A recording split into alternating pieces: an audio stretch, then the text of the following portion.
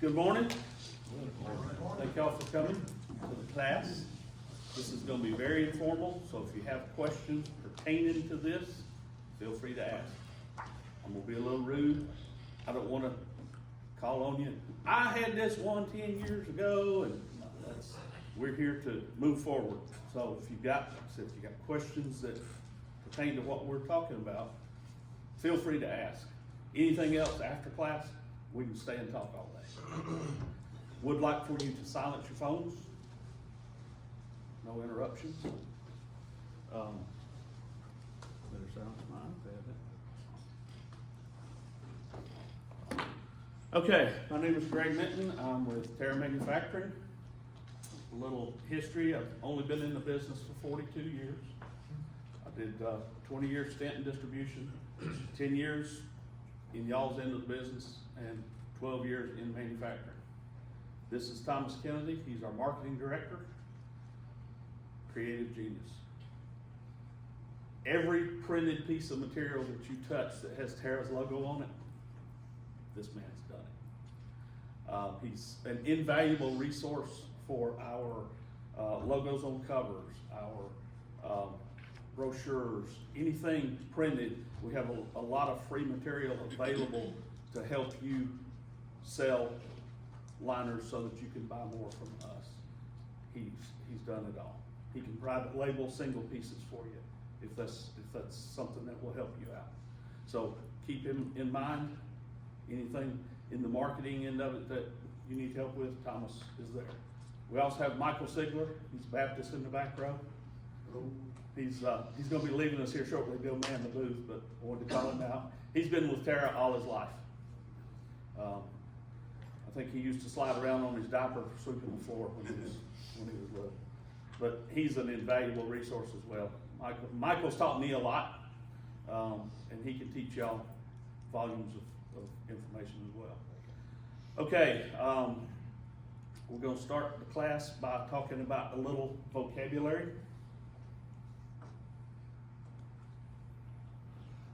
There's a lot of different names for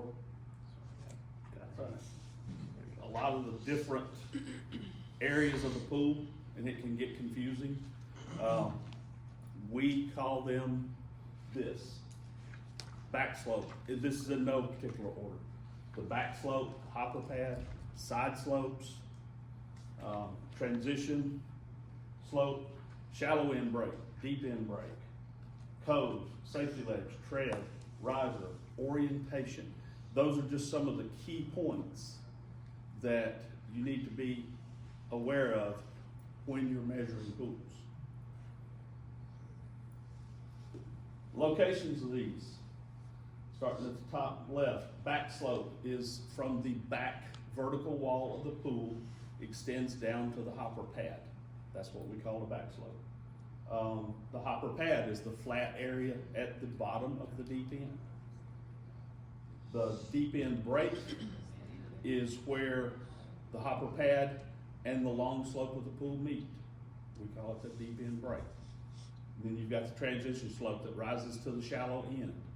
Shallow end break is where the flat shallow end meets the transition slope.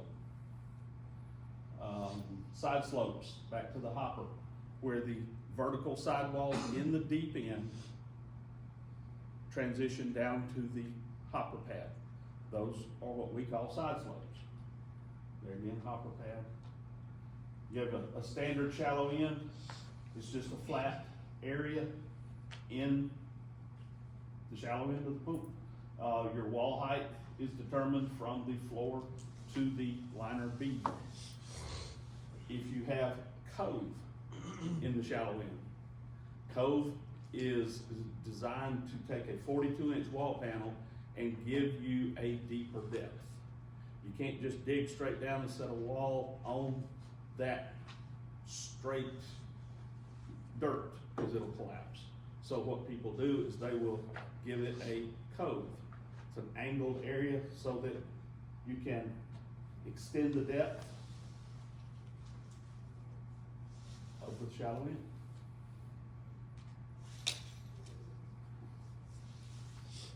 more vocabulary, stairs, you have treads, that's what you step on. Then you have risers. Risers brings you up to the next tread. That's the way to easily remember it. It gets confused in a lot of cases. All of your risers have to equal your shallow end depth. That's one of the caveats that gets kicked back a lot of times. People will measure all the risers and they come up with 40 inches, but they want a 42-inch shallow end depth. We won't do that. You have to figure out which way you want to go. You want to go 40 or you want to go 42, and figure out where you want that difference. So always remember, your risers have to equal your shallow depth.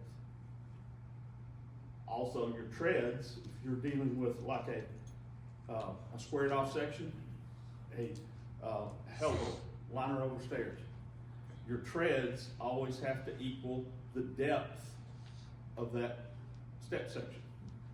If you've got a 4 foot deep step section, then all of your treads have to total up to that 4 feet. Oh, safety ledge, wait a minute. Safety ledge is like a code for a deep end.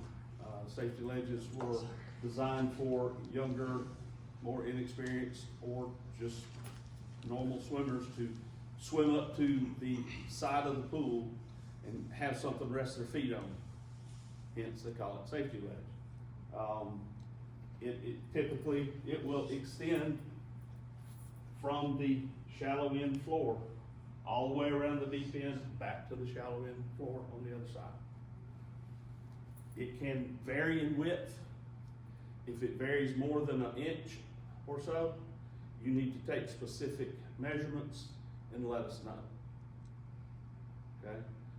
That takes the monkey off your back. If you've told us that, then we should be able to take that into consideration when we make the line. Orientation. This is probably the second most misordered aspect of liner measuring. And I would like to say that everybody calls a right true L the same thing, but we don't. If you're using Terra, you're standing at the shallow end of the pool and you are looking at the deep end. And whichever way it turns, that is our orientation. If it turns to the right from the shallow end, then it's a right. Other vinyl fabricators have you stand at the deep end. So always know where you're standing, where you need to be standing when you order right or left on True L's and Lazy L's. Or kidney. To get accurate depth measurements for the shallow end, you should take multiple measurements. I personally always start at one of the shallow breaks, about a foot into the shallow end. I'll take a depth measurement. I'll move down. If it's like a rectangle, I'll move to the corner.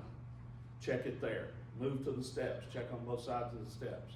If I'm finding that it's pretty close, then I probably won't take as many measurements. But if I'm finding it's bouncing all over the place, I may take 8 to 10 different shallow end measurements. If any of them, my opinion, okay, this isn't a Terra thing, it's a Greg thing. If any of them are over 1.5 inches to 2 inches difference, then I'm gonna sketch a little picture or use the picture at the top right if you're using an order form. In the top right hand corner, there's a little picture. I will mark the depths, the different depths, in accordance to where they are on the pool. And down where it asks for the J dimension in the order form, I'll put C above. I won't put anything there, I'll make them look above. There again, the monkey's off your back. You told the CAD operators exactly what you're seeing in the field. That's really, really important. Once they make that liner, it should fit perfectly. There's a couple of different ways to do the shallow end measurements. Of course, you take a retractable tape measure, stick it down in the water to the floor. You always wanna make sure you're touching the floor, not a pile of leaves, or you're not in a hole, and just measure to the bead receiver. Or you can stretch a straight line across the pool, tight, measure to your straight line, and subtract your freeboard area. Just subtract from the top of the coping to the water line, or to the liner receiver. You can also measure from the floor to the water line and add the freeboard area, the distance from the water level up to the liner receiver.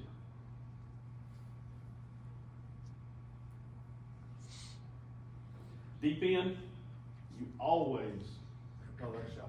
Yeah. Keep going. Okay, deep end.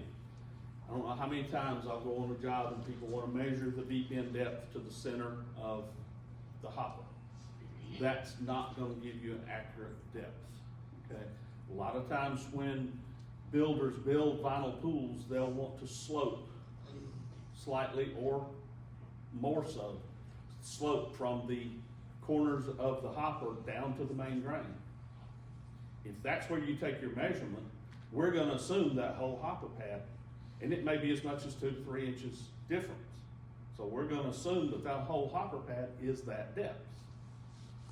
However, if you will measure from the edges of the hopper, center of sidewall, center of back wall, center of the other sidewall, make sure they're all consistent. If they're within an inch or 2, go with your shallowest one. And what will happen if the builder has slanted that hopper pad, you've got 6, 8, 10 feet wide of vinyl, and you've got probably 5, 6, maybe more feet in length of vinyl. Vinyl's flexible. Once you drop that liner, it will conform to that deep end once you start putting water back in the water on it. So always measure your depths at the edges of your sidewalls and back walls.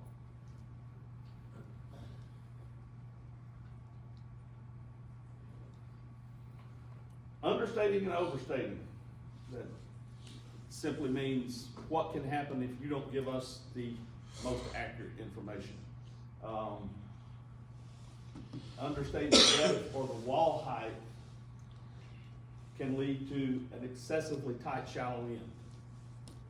Your shallow end is your most visible. You want it to be the most perfect area, so you want to be very, very accurate. A lot of people will say, oh, I'm gonna cut it 2 inches because I want it to fit tight. That's all well and good, but you've got to understand also that every vinyl fabricator massages your measurements, because Michael taught me this years ago, vinyl has to stretch to fit.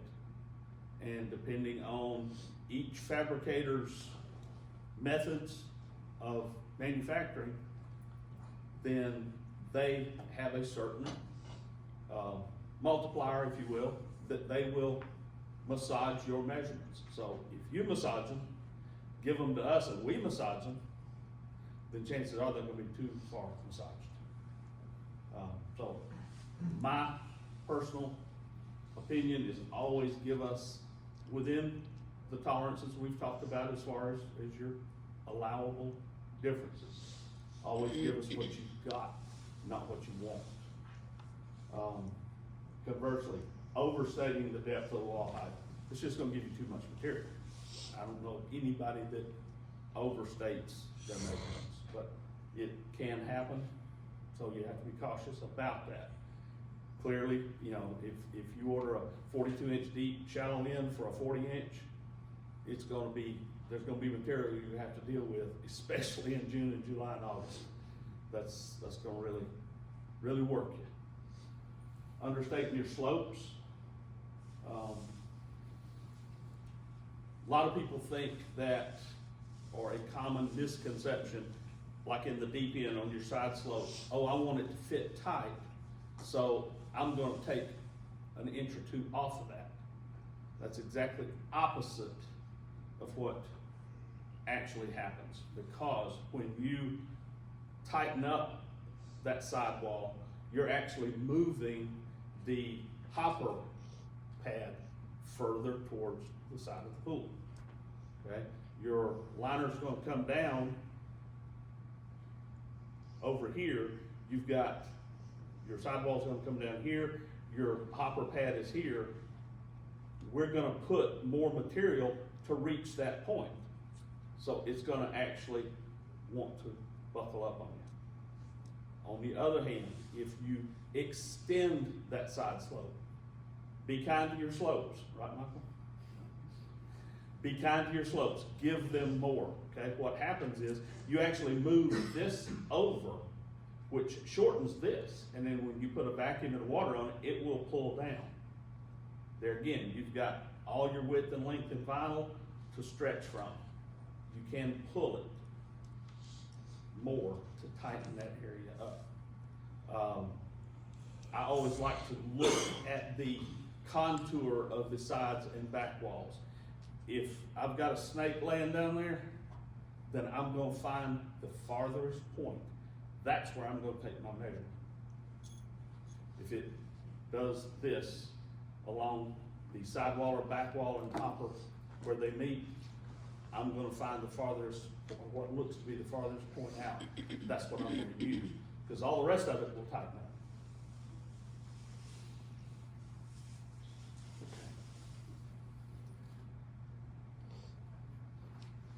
Corner radiuses, a lot of different ways you can calculate that, and a lot of them are calculations.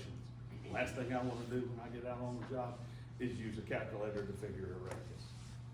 Easiest and one of the most tried and true methods is to take two straight edges.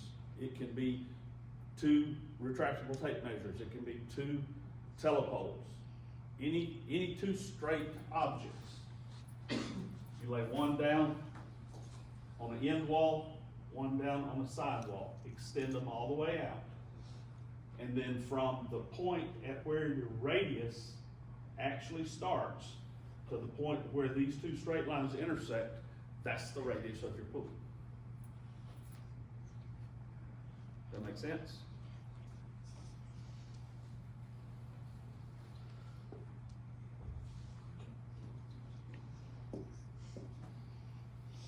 A lot of people will like to say, I measured from there to there. Okay, we don't know where there and there is on your pool.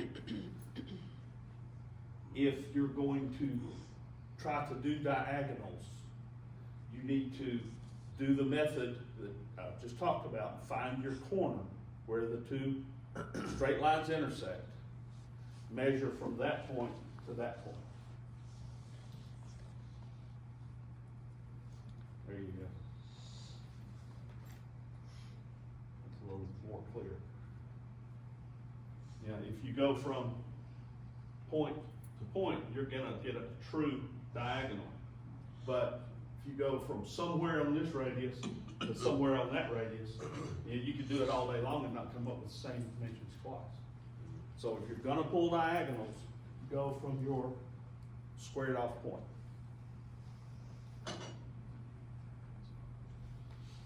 Finding your breaks. Breaks in the shallow end are typically easy as long as the water's clear. You can see those. Deep end, they're a little bit different. Most people feel with a telehandle. Find that point. You want to find the point where the transition slope and the hopper pad meet. Mark it on each side. Double check to make sure that that slope or that hopper is actually square. If not, then you're going to need to add some more dimensions to your little picture. There's a lot of different ways. You can actually use a plumb bob to locate most of the time in the shallow end. Deep end too, if you can see. A lot of people turn off their pools in the fall, say I'm gonna get a new liner, so I'm not gonna worry about it. You show up, it's full of leaves, it's green, so that's a hunt and find. But if you can see it, you can use the plumb bob for both instances. Drop a plumb bob down, find the corner, find the edge of the slope, mark it, that's your shallow break. Same thing, I always take a telepole and a wall brush, stick the wall brush on, turn it upside down so the bristles are facing up, drop your plumb bob over it, as long as you can see in the pool. Then you can extend that plumb bob out with your pole, drop it down and find the exact point where the slope and the hopper pad meet. So a lot of different ways to do all this stuff. I call it GPS. A lot of my coworkers get tired of hearing me say that, but it's so fitting and it registers here. If you type an address into a GPS, what's it gonna give you? 1, 2, 3, sometimes more ways to get to your destination. But guess what? They're all correct because you get there. So find your GPS route and stick with it. I recommend doing the same thing the same way every single time. Don't deviate. Don't do this one time, do that another time. Try to find your method. Pick your GPS route and stick with it. There again, I use a plumb bob and a telepole. Other people do different things. Got a coworker, he just retired. He uses a twitch and a telepole. So you might know what a twitch is. Wow. A twitch is a pole with a loop of rope on the end of it, and you can place it over a cow or a horse's nose and twist that pole, and it will tighten that rope, and the horse or the cow is going to go like that. Gives it an endorphin rush, lets you work on it. He took the twitch, will take it and slide it down over a pole, tighten it up, and he can move that pole anywhere he wants to in the pool. So he does a lot of the things, a lot of the measurements he takes are using a twitch and a pole. Find your GPS route. Find what works with you.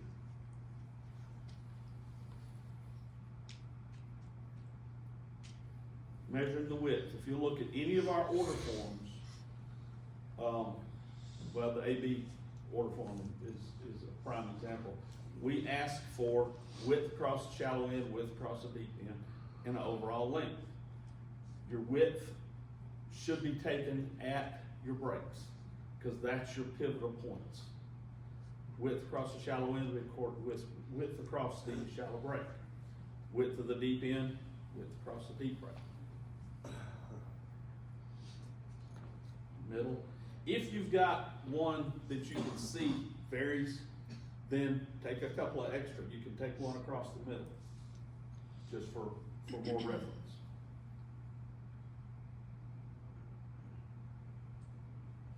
Overall length. If you've got like a straight wall pool, that's easy.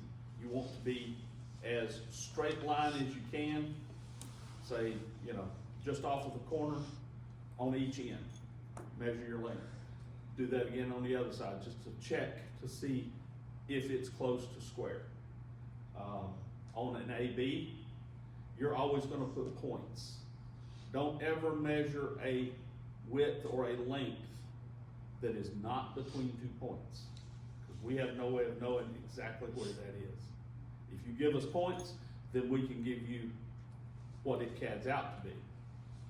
But if you say it's in the middle, we don't know exactly where your middle was.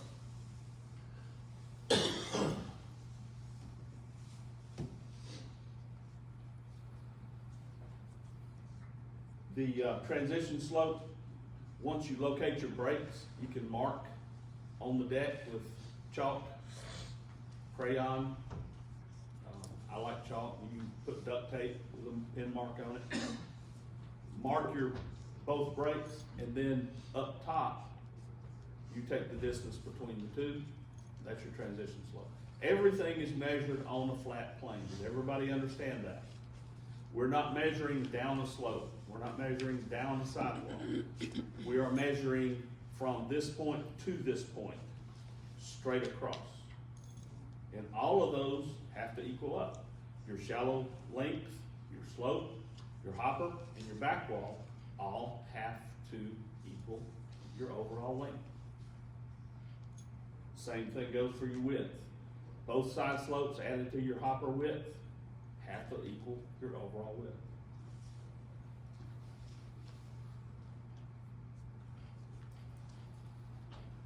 If you encounter a code, there's criteria we need to know.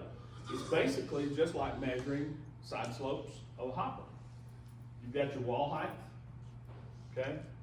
That's just the wall height. The depth is to here. The depth is out past the cove. We need 3 dimensions. We need wall height to where the cove starts. We need the height of the cove, and we need the width of the cove. To measure the width, you simply measure just like you would a side slope or a back slope. You start here, come out to here, and that's the measurement we need. Typically it's 4 to 6 inches, somewhere in that neighborhood. And then the third one we need is the overall depth. Is that clear as mud to everybody?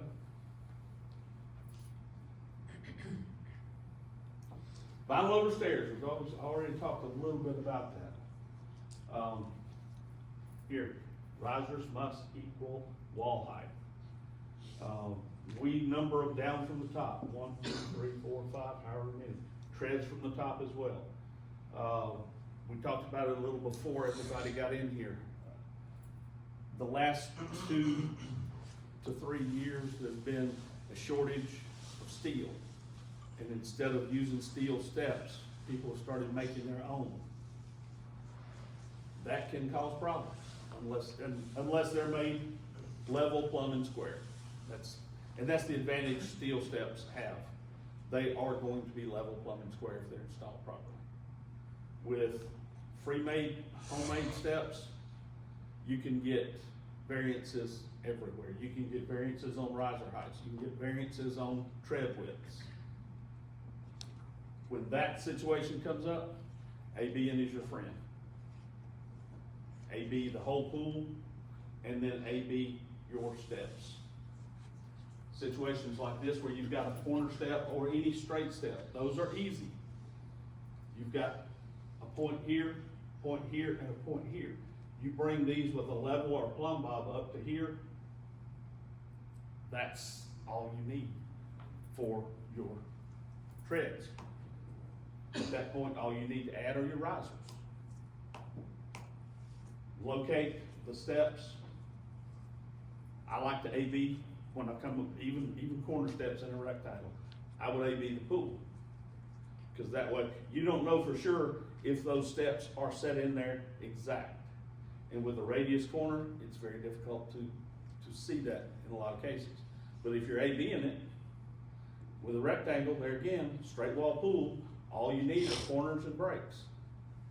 And where your steps hit the wall. That will accurately give the CAD department a true definition of where those steps lay in that pool. And then of course adding your risers to equal your wall height. Yeah. I can't say that enough. We get that a lot of times. So.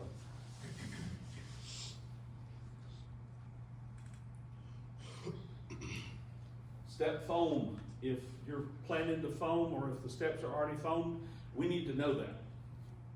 If you've got 4 steps and you're using 1/4 inch foam, guess what? That's an inch. An inch on a top step, top riser, is a world of difference. An inch in the deep end, not so much. On the top riser, makes a big difference. So all of our order forms have a place when you're filling in the step information. Is there wall foam? Yes or no? Another key indication would be either rod pockets or beaded step. Up until about 3 years ago, we put rod, unless it was ordered with a bead, we put rod pockets on every step we made. But it just got to be so time consuming, and a lot of people never used them anyway, that we quit doing it automatically. So now it is a checkable option. If you want bead, tell us you want the bead. Does everybody understand what the bead is? The newer steel steps have a liner track that is built in to the step right there.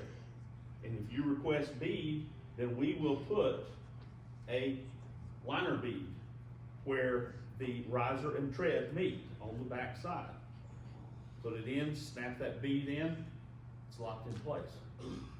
If you're dealing with older pools that do not have this, you can go with rods and rod pockets. We do not supply rods. There are several wholesale distributors that do have them. Push come to shove, Tractor Supply sells them in 4-foot lengths for putting up chicken wire. You do what you have to do in a pinch. On a steel step, an older steel step like a Heldor that has rods and rod pockets, they actually have these clips. They're about this long, they're stainless steel, they come out, have a loop on the end, and they come back, all one piece.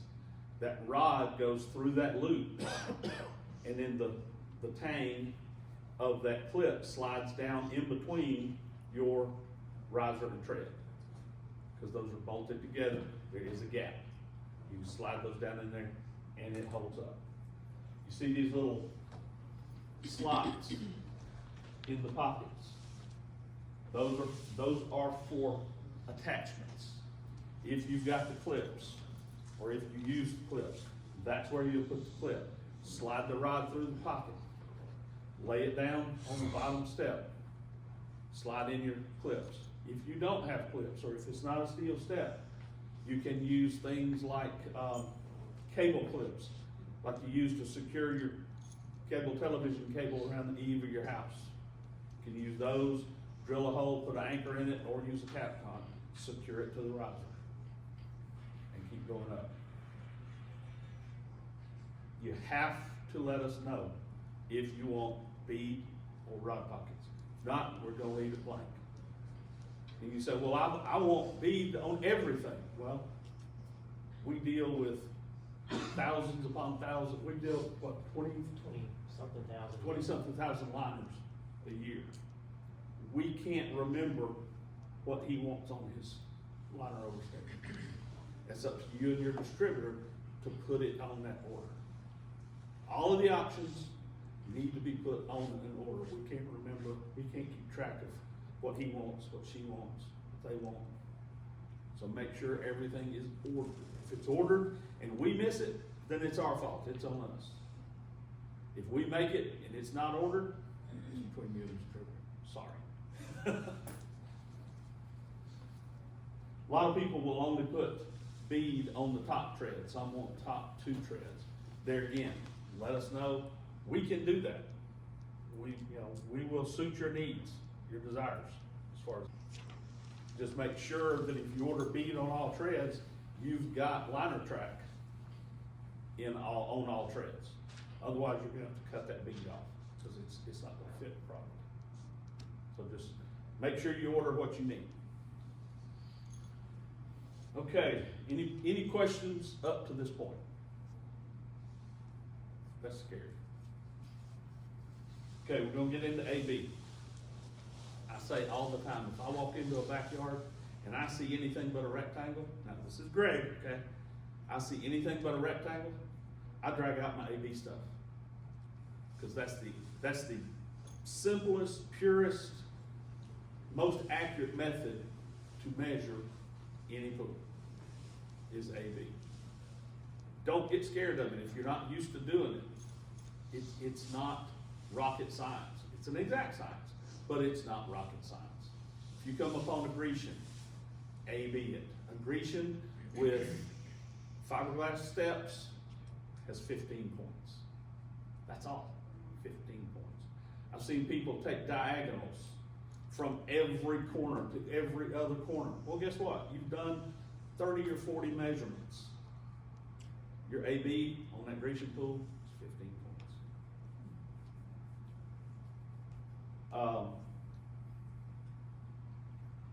Your A and B points, is there? Yeah.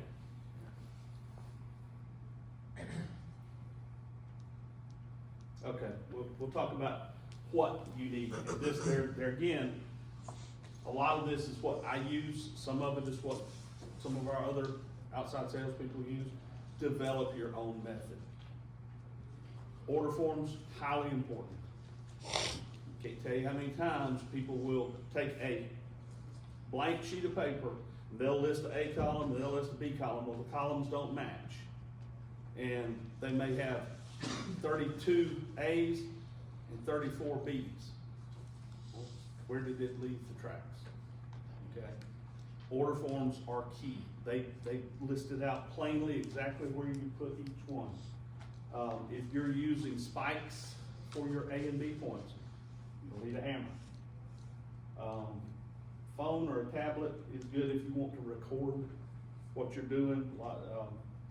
Some people will actually, rather than writing down the measurements, they will record it on like a phone, set to record in their pocket. 2A, 2B, and they'll give the measurements, and then they'll go back later and reconstruct that.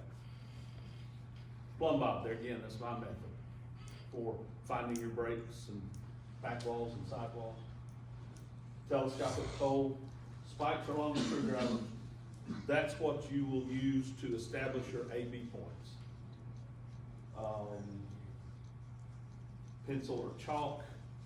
I'm a proponent of chalk. It washes off easily. If it's done properly, done right, there's no need to go back. A pencil will actually not wash off, you have to remove it. Ink is more susceptible to wash off. 200-foot reel tapes. Different colors is good if you have trouble distinguishing between A and B. I buy 2 of the same tapes. If one of my tapes gets destroyed, I buy 2 new ones. I don't use 2 different tapes because I want to be coordinated to the same measurements. Okay, if I buy 2 cobalt tapes, I can pretty much figure that if I'm measuring 8 feet 10.5 inches with one, the other one's going to be 8 feet 10.5 inches. But if I buy a cobalt and Stanley, you may have some differences. They may attach differently on the end. I just always find it if you use the same tapes. Now, as far as colors go, I do like the ones that have a white top side and either a yellow or green or some other color on the bottom side. Everybody know the difference between inches and tenths? You can add tenths on a calculator, but you can't add inches. And 3 feet 5 tenths is not the same as 3 feet 5 inches. And you can look at a tape measure that's marked differently in tenths and inches. Mark your 3 feet 5 inches on one side, turn it over and see where you are on the other side. So that is very handy to have white side on the top, different color on the bottom. Retractable tape. And a corner post level, if you're using a telepole, it's easier because a corner post level is 90 degree and it has a bubble here and a bubble here so that you can level it both ways at the same time and get a more accurate measurement from your wall out or from your back wall, or depth for that matter.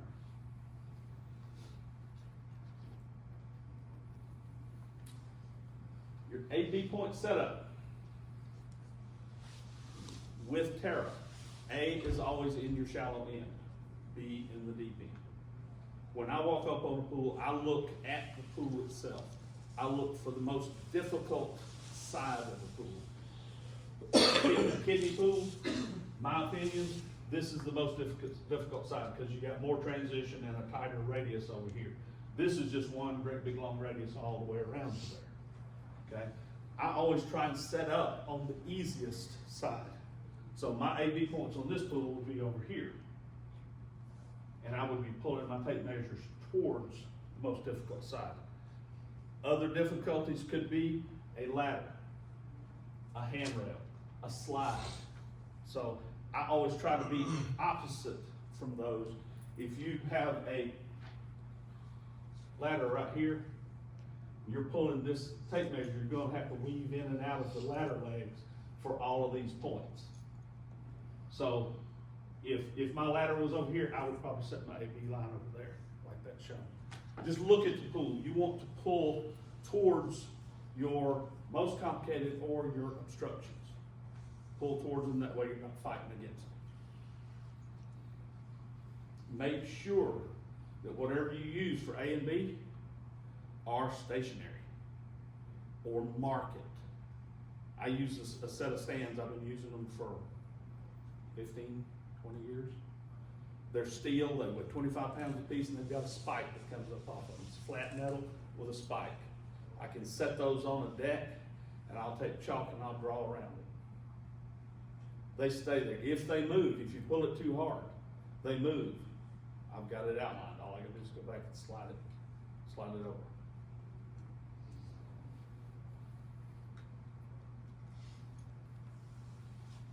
This is very important and is confusing to a lot of people. You want these points, A and B, to be at least 3 feet away from the pool, okay? If you use 3 feet as a guide, you set up on this side, you pull 3 feet from here, you put a point. You pull 3 feet from there and you put a point. Well, guess what? This line is gonna come like that. Not only do the points need to be 3 feet from the edge, an imaginary line that goes from here all the way around the world back to here. That entire line has to be 3 feet from the pool, as you see here. Okay? That one is probably well over 3 feet. That one, because they put it there, may be 3 feet, but that line cuts across the deep end of the pool. CAD will not pick up any measurements about 3 feet from the pool. If you can get 3 feet 6, that's great. If you've got fences that are 2 feet 6 on both sides, do it from the end. There again, same rules apply. You want the points, the whole line, to be at least 3 feet, or up here. You want it to be at least 3 feet. Your A and B is going to be a little bit different, and you have to specify, you have to let us know on a drawing where your A, B points are, but it can be done. Your distance between A and B, minimum of 15 feet. We see all the time, people 8 feet, 10 feet. The farther apart your A and B points are, the more accurate your drawing and your measurements will convey to a drawing. I always take, and I will find, I'll drop my plate about halfway of the shallow end and about halfway of between the hopper and the back wall, and set them there. And I always, since I have them adjustable, I can do whatever I want, I always put them in exact feet apart. You know, if you're putting points in place and you do 15 feet 6.5 inches, make it 15 or 16. You know, it's just a little bit easier to work with. The easier you can make it, the faster it will go, and the better off you will be in the long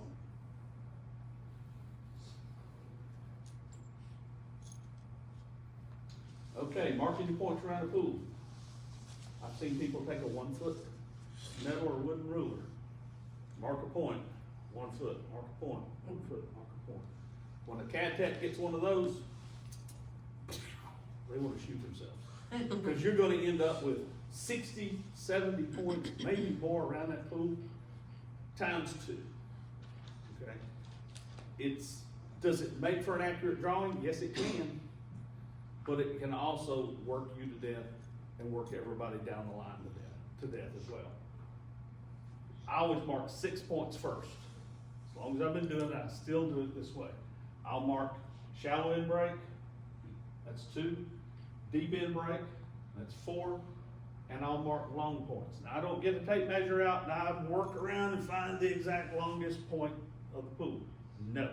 Long point is just a point down here and a point that appears to be the farthest distance from the other point. Those are my 6 main points. Okay, then I will come back. Now, there again, I always start my number 1 here on the shallow break, opposite side of the pool from my AB line. Doesn't really matter. Okay, we do recommend starting at the shallow break. There is no exact direction of travel, if you will. I always go from shallow break to shallow break. That way my numbers are always in order. So if this is 1, that might be 16, that might be 22, that one might be 33. Okay. That's just, there again, the way I've always done it. Start at point number 1, and if I'm going this way, look at the size of the radius. The size of the radius determines the distance between your points. Point 1, point 2. A big radius like that, stretch them out 3 feet. Tight radius like this, you need to bring them in closer, a foot or so. What I like to do is I'll have these 2 points marked, I'll go to the middle, and then I'll split it up depending on the size of the radius. If it's a real tight radius, I'll put a couple of points in between. Bigger radius, maybe, spread them out just a little bit. There again, big radiuses like this, 3 feet apart. And if you've already got these points marked, you don't worry about missing them when you're going back and marking the rest of your points. So I'm coming around, mark, mark, mark, mark. There's a point, so it's already marked, and keep going. There's a point, and I'm always looking ahead for those points that have already been marked, because I don't want to crowd them. It's just not necessary. So if you get, if you put a mark here, and you see you've got a mark there, just split your distance. Don't try and put 2 points, 2 or 3 points. I mean, you can, but there again, it's just not necessary. You're working yourself too hard, working the CAD text.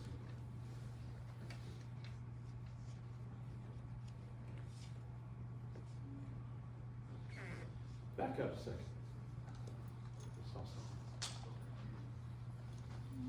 Transitions, step treads, ends of fiberglass steps, break line. Transitions, everybody know what a transition is. Anywhere the perimeter shape changes direction, okay? So this would be a transition. That would be a transition. You've already got your break points. Your break can be over here, and then your transition happened here. Anywhere you change shape, put a point, a distinct point. That way we will know at that point your wall turns and goes another direction. Liner over stairs. If they're a straight step, we talked about it earlier, oval pool that has straight steps all the way across the end. That's easy. Take a level or a plumb box. Bring that point where that step touches that wall. Move it up to the coping. Mark it. You do that on each one, on each side. You don't have to measure treads. All you have to measure is risers, because we know it goes. The bottom step goes from, say, point 3 to point 10. Your next step will go from point 4 to point 9. Next step will go from point 5 to point 8. We can connect those lines as long as we know what they are. We can connect them. Make it as easy on yourself as you can. If you've got a bench in the deep end that cuts straight across, put a point there, put a point there. We don't need the tread. All we need to know is the riser down. And from the seat to the wall, bottom of the wall, vertical wall.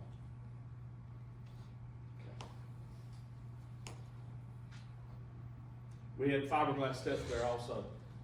If you've got a set of fiberglass steps in a pool that you're AB in, put a point directly above each step strip and let us know. Steps are between points 7 and 8. And guess what we will do? That's where we'll put the wall seam. If you're stick measuring the pool, center end step, let us know in the comment section. Step, center, shallow end, CSE. That's where we'll put the wall seam. Now it may not be exactly in the middle, but it will be somewhere in that area. So that when you cut that step out, you cut all but that much of the wall seam out. It's not visible, you don't have to worry about tile pattern match, and it takes out a lot of opportunity for leak down the road. Yes.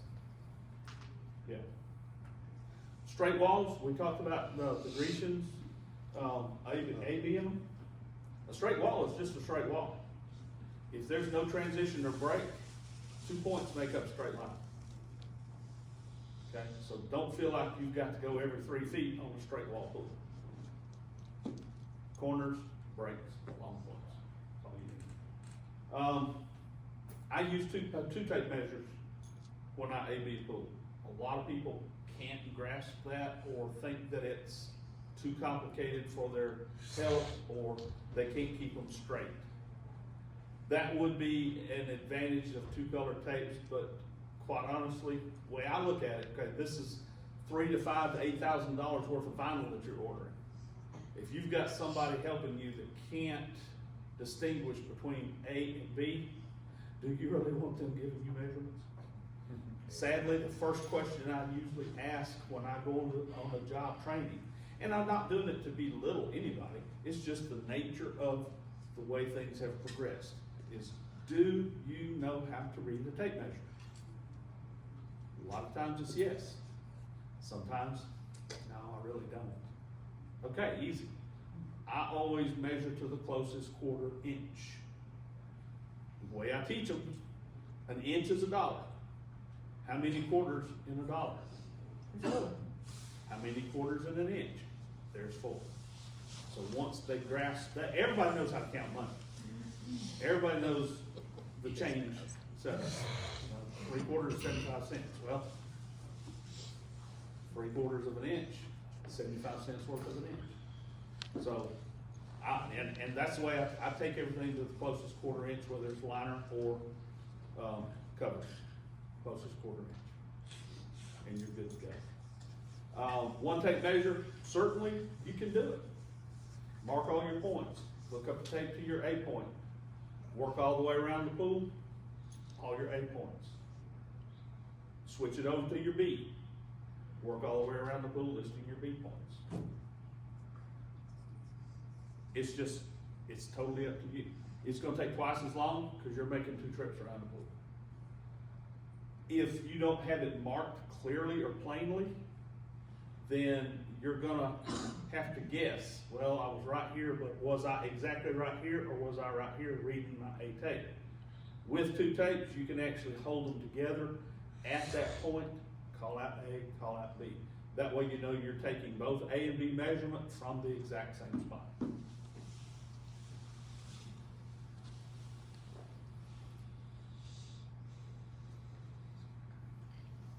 That says enter measurements to the nearest 1/8. There again, that's a personal preference. I do closest 1/4. If you're doing one, back up a second, Yeah. to where the points are around the pool. Okay. I skipped this right here. Number every 5th point. That's just a way to help you keep track of where you're at. Measuring and recording. And if you're doing 2 tapes, if you're doing 1 tape, it will help you stay lined up. Now go back to the form. A lot of people will number every point. I don't find that necessary. I count from my point number 1, 1, 2, 3, 4, write it on the deck. 5, 6, 7, 8, 9, 10. If I come across a break, I'll number the break. If I come across the step, I'll put an S and number those. Any important points, write the number down. And as you're recording, you have these little bitty margins on each side. If my step is from 5 to 6, if it's a vinyl, fiberglass step, I'll put an S there and I'll put an S there. If my break is 0.8, I always know break is 0.1 for me. If my other side of the break is 0.8, I'll put a little B. Okay, that's just little notes to keep yourself in track. If you're doing 1 tape at a time, you're listing all of these, however many you've got. Then you come back and you start your B's. Anytime the measuring person comes across a number on the deck, he calls it out to the recorder. I'm at 0.5. The recorder looks, if he's writing in the 5th blank, you're good to go. Keep going. If you get down to 0.34, I'm at 0.34. Whoa, I'm at point 32. Something's gone awry, but guess what? You don't have to go all the way back to point 1. You go back to the last point that you were correct. Okay? It's checks and balances. If you know, if your last point was 30 and you're off somewhere here, go back to here and start remeasuring. Okay? You'll always find where you missed the point. That's what the asterisk next to the number. I don't use asterisks, I use actual letter designators. Breaks and benches, they both start with B. So my breaks are B, my benches are BN. Just come up with your own method.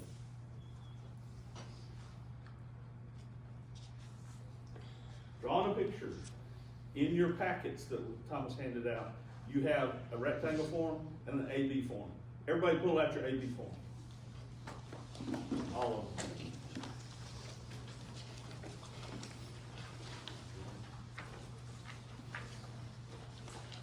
See the graph, paper, page. There you go. The graph.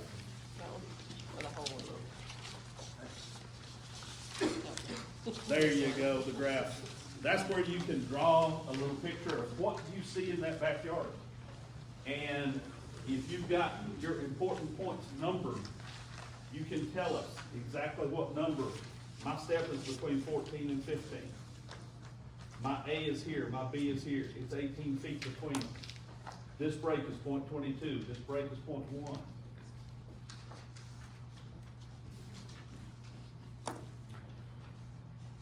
If you're sketching a pool that has a fiberglass step, always draw across that step. That tells Tara that the liner does not cover that step. If you are drawing and you stop here and go down, over, and back, nothing here, that indicates to us that that liner covers the step. A little small detail that can cause a kickback. Kickbacks are what we want to avoid. There's a little section down at the bottom where you can actually make notes. Okay? The more information you can give us, the better off you're going to be, the better off we're going to be, and the better that liner is going to fit. Okay? Go back to the recording page of your AB.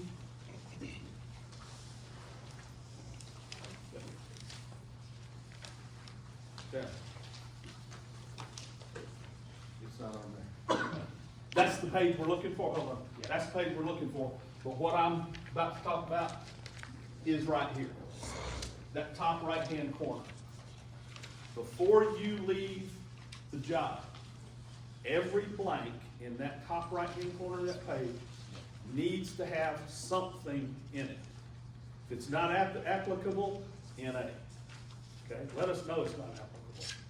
But sidewalls, back walls, depth in each end. We've got to know all that stuff. Is there a step? Yes. Is it straight or radius? Okay. A lot of people don't understand the difference in the way you can get a fit in a straight or radius step. Go back to the picture drawing. Okay. This indicates a radius step. If it had a straight step, it would cut right across here. And if we didn't allow for that straight step, then you're going to have extra material right there that you've got nowhere to put. You're going to have to work it away. On the other hand, if it is a radius step, okay, there's only two different size radius steps. 8-foot radius, 6-foot radius. And all of the, now we're talking fiberglass steps, all of the pools that those go in are not 6 or 8-foot, 9-foot, I'm sorry, 8-foot step, 9-foot radius, 6-foot step, 7-foot radius. So your distance between the two ends of the step are different than the actual size of the radius. But there are only two. If you've got a 20-foot radius and you put a 6-foot step in it, then that step is going to not going to carry the same radius as this is. It will be different. And you can let us know that simply by stretching a straight line across each step strip. And then at the bottom of the step, measure from that straight line back to the step. And you can give us that in the comments on here. Step radius is 7 inches, okay? That will give us the information that we can, the CAD department can take and stretch a straight line here, come back 7, 11, whatever inches it is, to the center of the step, and that's how they'll create that radius, different from the wall radius. It just gives you a better fit. If you, like I said, if you try to put a straight, if you've got a straight step and we didn't know it, you're gonna have more material. If you've got a deep radius step that doesn't match the radius of the pool, then you're gonna have to kick that liner. You're gonna have to stretch it over, because we're gonna build that liner the exact radius of the whole shallow end. If the radius of the step is different, you're not gonna have enough material. You're gonna have to push it up in there. Can create wrinkles on the sides, wrinkles on the floor when you do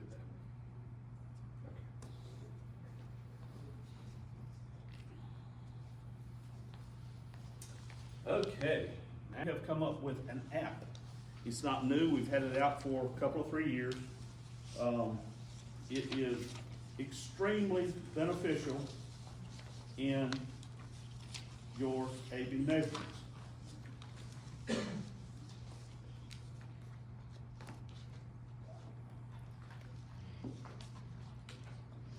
That is the first page when you, it's for Apple only, I'm sorry. It's for Apple only, either iPhone or iPad. Strongly recommend going iPad. You do not, I see people. You don't have to run out and buy the latest and greatest iPad and spend $1,500. You don't have to do that. Go to a pawn shop, go to Craigslist, go anywhere and get a used one. You just have to make sure in the settings of that iPad that it supports 12.0 or higher software. So if you go into the settings and you find that it's operating on 13.5, you're good to go. If it's on 10.2, bypass it, go find another one. You can pick them up for $175, $125. Be one of the best investments you'll make, even if you don't like Apple. Apple is more secure, less prone for hacking, less prone to people stealing the information. So that's why we decided everything that we've done technologically to date has been on Apple. Instruction page. You all know how to do an A/B, but first time through, second time through, take a minute, read through that just to refresh yourself, because there's things on here like A always in the shallow end, B always in the deep end. That's the way I've always done it anyway, because so that way I don't have to remember, but it's very important for the app that it's set up that way. If you do either method, then you've got 4 chances of getting your orientation wrong. If you put A on the shallow, B on the deep, there's only 2 choices. You're either on the right or the left side. If you do A in the deep, B in the shallow, then you've got 4 different choices. You've got that you can set up your orientation. So that's why we go with A in the shallow, B in the deep. Go to your line orientation. There you go. A shallow, B deep. Choice 1, choice 2. Standing in the shallow end, looking at the deep. Okay? I'm gonna say I'm on the right side. Your next selection is 1 tape or 2. Okay? This affects your recording your measurements. If you select 1 tape, we'll just do it. Okay, that's your measurement entry screen. Post length is your distance between A and B. Okay, if I say I'm at 25 feet, I go to next, it goes to A1, if I put in 17 feet, 2¼ inches, okay? It puts it there, but when I hit next, it goes down to A2 because I selected one tape. So it knows every time you hit next, you're going A1, A2, A3, A4, okay? We go back, number of tapes, select 2, I put in my A dimension, I hit next, and it jumps over to B1. It's the only difference in those two, but it can speed things along as you're entering your measurements. Do one tape, A1, A2, A3. Just every time you hit next, it follows down the line. 2 tapes, AB, AB, AB. The advantage to using 2 tapes on the app is that for every A and B you enter for a point, it drops a point on the screen. It will show up one of these points, okay? If you're doing all A's, the screen's gonna look just like that until you start your B's. If you do A, B, A, B, it starts dropping these points as you're entering. It's efficient in the way that if you enter, say, point 17, you put A, point B, and that point shows up in the middle of the pool. There's no point in the middle of that pool. Go back, remeasure those 2 points. One of them is off, A or B. Work with it, find it, correct it, and it'll fall right in line with the rest of them. That is the measurement screen. Depending on the size of the pool, the complexity, it can get a little skewed lengthwise. It may show up longer and skinnier there, but you'll get a good representation. There is a little double arrow right there. When you hit that double arrow, it goes to full screen view. That is more, the appearance is more exactly what you're seeing on the pool.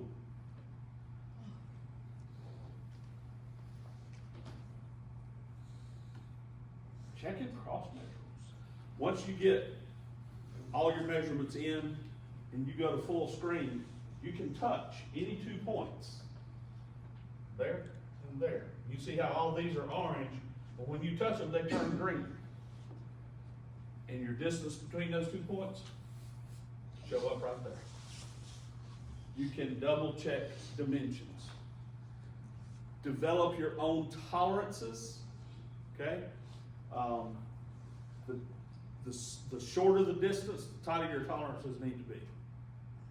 And I think if you position your points and take accurate measurements, you're going to be amazed at how close you measure between those 2 points and that CAD draw, or that app drawing is going to be.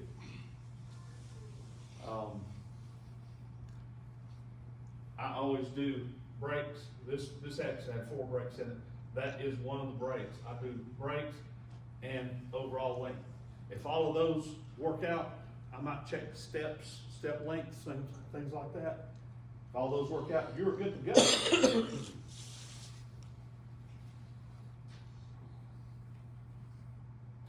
Go forward. Go forward. Okay. We talked about verifying the measurements. Send measurements directly from the app.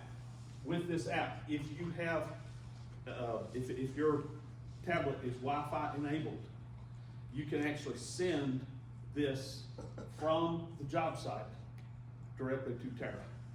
There is a form that goes with this simply because this app, when it was developed, only took into account the perimeter points. There's no depth, there's no sidewalls and back wall. What I like to do is I'll take a measuring form, like what you have, I'll record all the ABs. Then I'll go find a spot in the shade, and it only takes a few minutes, enter them, while you're still at the job site, okay?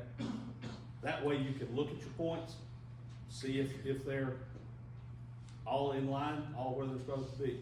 I will divulge that the one thing that I find shortcoming on the app is that there is no history.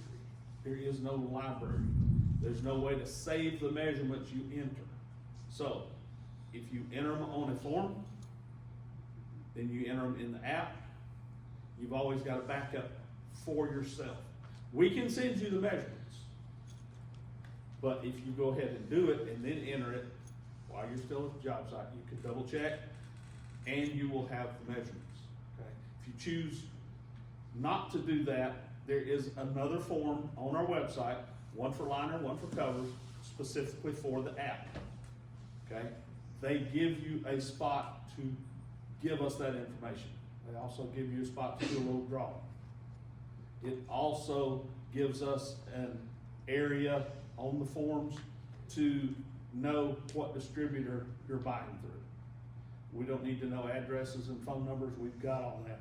We just need to know what distributor, what city. If there's a particular person you like to deal with at that distributor, give us that information. It's got a place for your company name, your homeowner's name. If you already know the pattern, you can list that. On covers, if you already know the style and the colors, you can go on and list that. Simply because when you do the submit, from your order measurement form, it's going to ask you to add a photo. You say, okay. Opens up your camera in the form.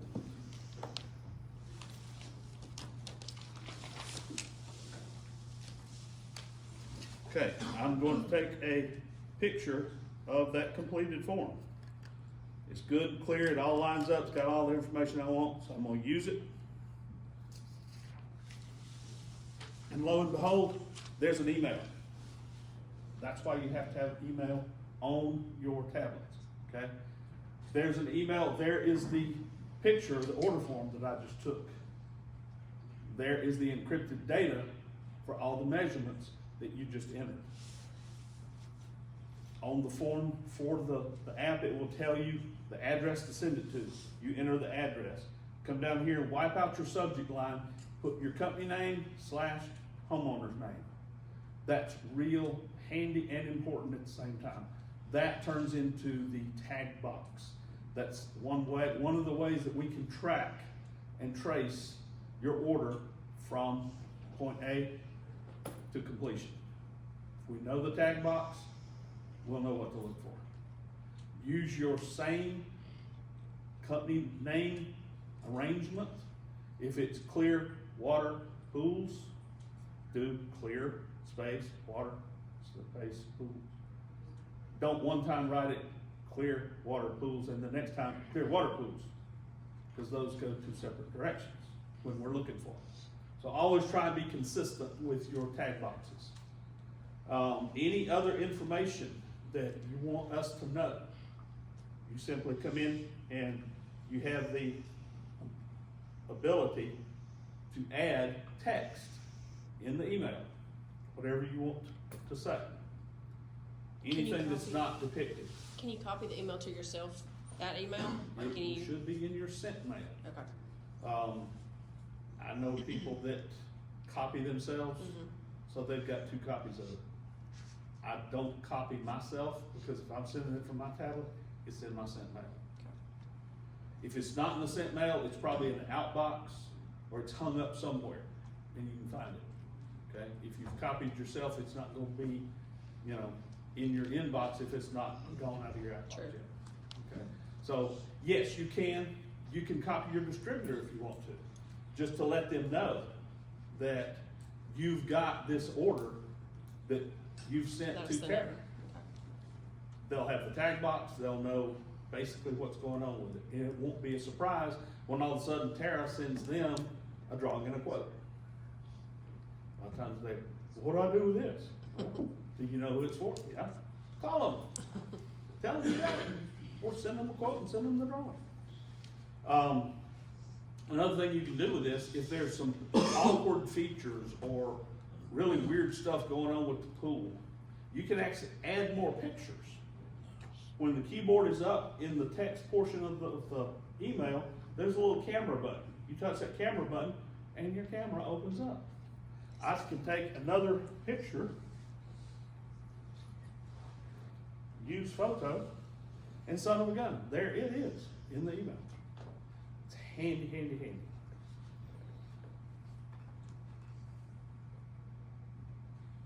You send the order, if you don't have Wi-Fi, but you do have email set up, that's okay.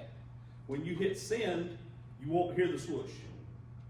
It'll just stay in your outbox. You leave the job, go to McDonald's, go to Wendy's, go to Chick-fil-A, pull up in the parking lot, connect to their Wi-Fi, and then you'll hear the swoosh. Go back to your office, go home, if it's at the end of the day. Go home if you've got, Wi-Fi capabilities at home. Once your tablet connects, it's gone, and it comes straight to us. You don't have to worry about taking it or sending it to the distributor. The distributor forwarding it in a timely fashion. It's terrible. It's direct.